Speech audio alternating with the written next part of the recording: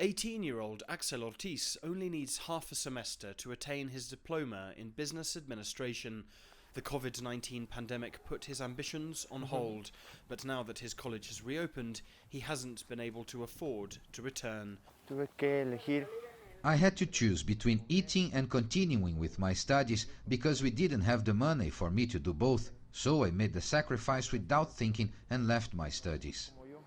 He's doing what he can to study in his free time, but he doesn't know what the future holds.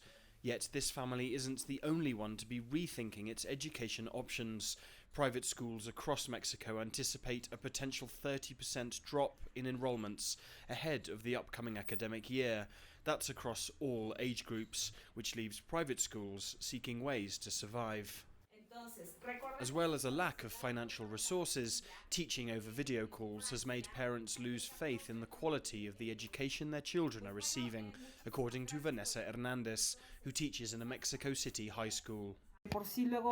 If it was hard to keep their attention before, now it's even harder. There are so many distractions. The dog walks past, mom uses the blender in the kitchen, dad is watching the football. So it's very hard for them to feel they are taking a class, and in all honesty, they aren't learning. Mario Lopez is the director of IPE, the private academy where Axel was studying. He believes the opposite, that when it comes to the business of private education, online schooling is the future. Pandemic or not, this is a step that educational institutions have to take.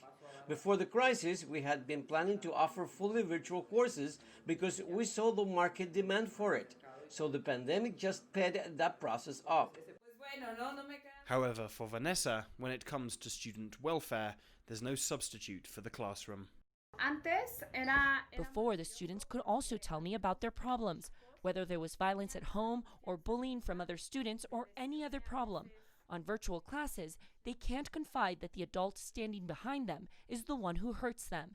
They are silent, and our ability to help them is gone.